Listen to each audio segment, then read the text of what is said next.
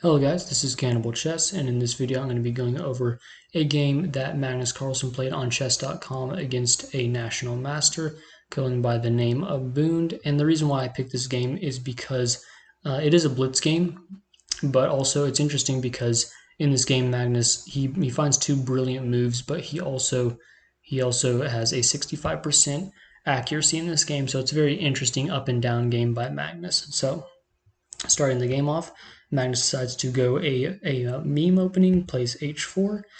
Bund goes d5, not taking any silly ideas like Magnus did. He plays d5, Magnus goes d4, and then here Bund plays knight f6, developing his pieces well, guarding this e4 square, so now Magnus can't play e4, so he goes e3. The computer's saying bring out the bishops better. Both moves are fine though, it's just the opening. And then here Bund just solidifies his pawn structure as Magnus did. Here Magnus brings out his knight that's on the king side, so he goes knight f3, trying to get his pieces out as well. Bund brings his bishop out, getting ready to castle. And then here Magnus pushes f4 or c4.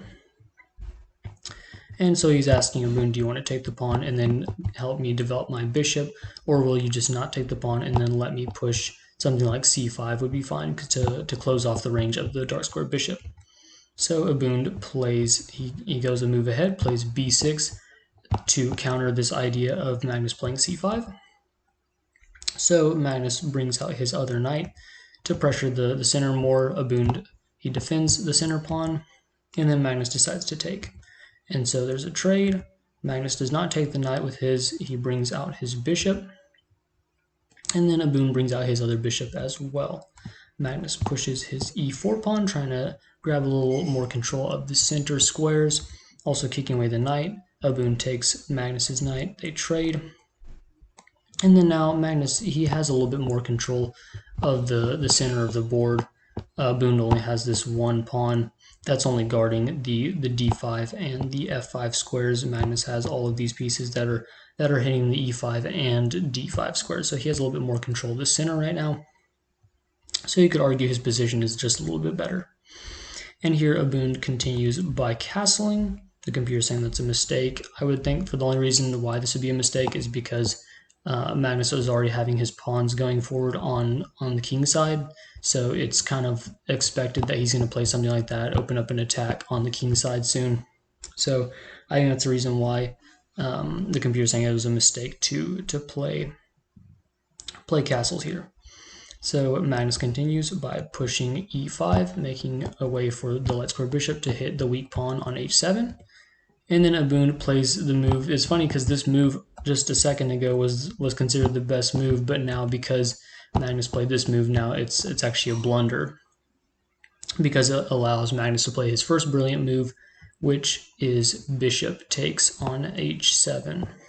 And the idea here is that if king takes, then that would be allowing Magnus to play something like knight to g5 check.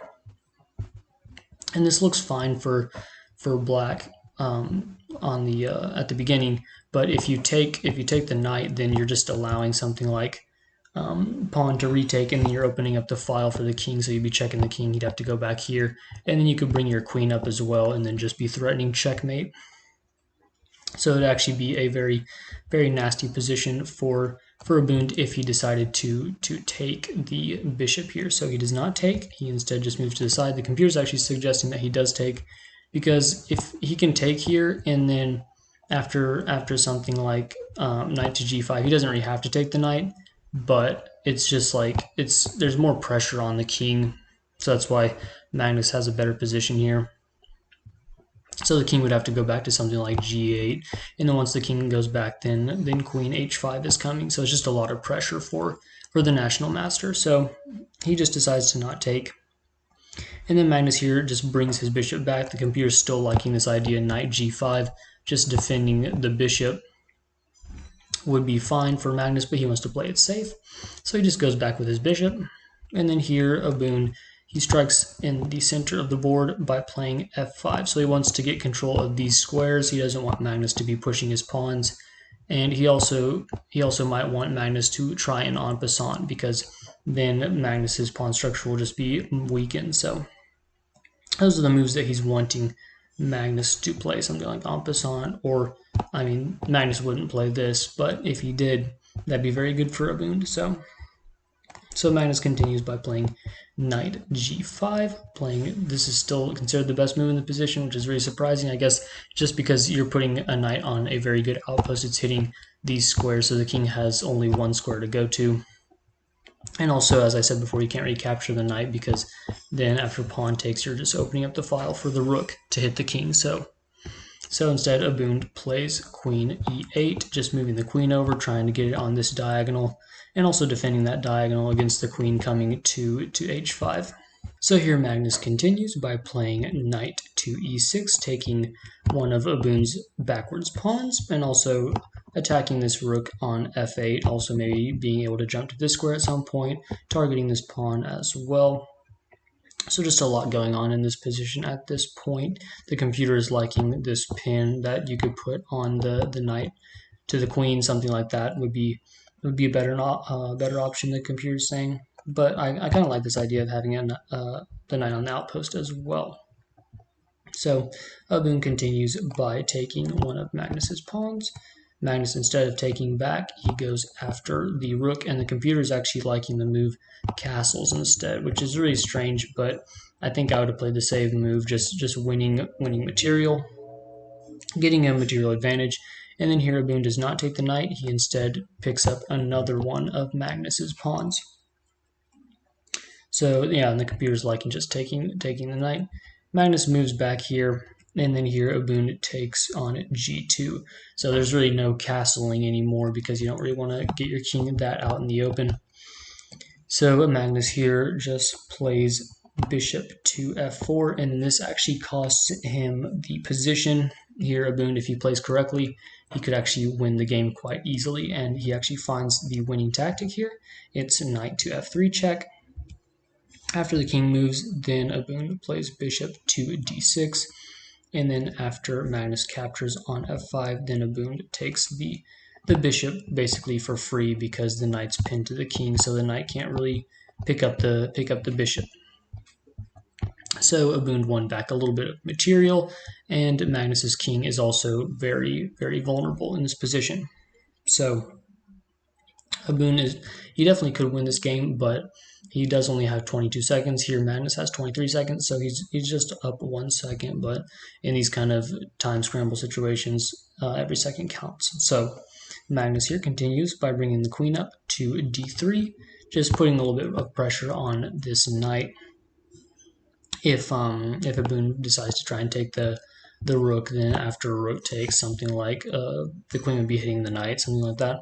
And also just defending this bishop as well, just making all the pieces work together to create sort of a wall from the queen getting to white's king here, something like that. And here Abund continues by bringing his rook over to d8, maybe having ideas of taking the pawn and then hitting the queen. And then you would also be cutting off this d file from the white's king from escaping, something like that. So Magnus brings his rook over, and then Abund brings his rook down to d5, hitting the bishop, and then that's why it's basically good that Magnus brought his queen over here to defend the bishop, kind of. So Magnus takes the pawn, not worried about the bishop being taken. And then Abund continues here by playing knight to h4. And this actually kind of, it makes the game a little bit better for Magnus, but just barely. So here Magnus could find this move, bishop to h3, and this would be the best move for Magnus here because the bishop can't really take. If the bishop takes, then the queen will just retake. And then she'll be pinning the knight to the king, and then also defending the knight on e6. So that would be the best move for Magnus here. He actually blunders again, plays bishop to g4 instead. I don't know really what he saw here, but it definitely was not the winning move. Maybe he saw that Abund could play something like bishop to f3, something like that. And then if the queen takes, then he could just retake with the knight, so he'd be winning here.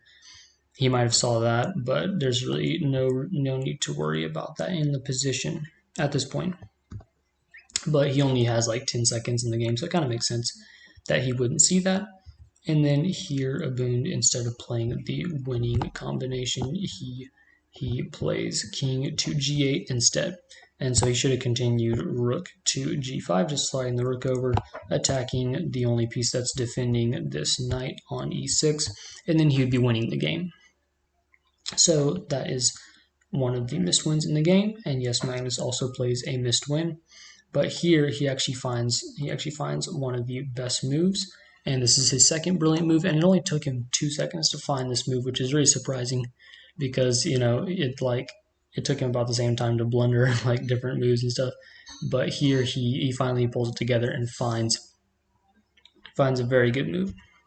So he brings the rook over to h1, and this kind of makes it to where the game is equal again because he finds this brilliant idea. And here, instead of taking the knight or taking the rook, because taking the rook would actually be a total blunder for Abund here.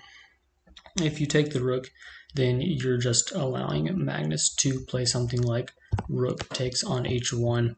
And this might look like, well, you just won the trade.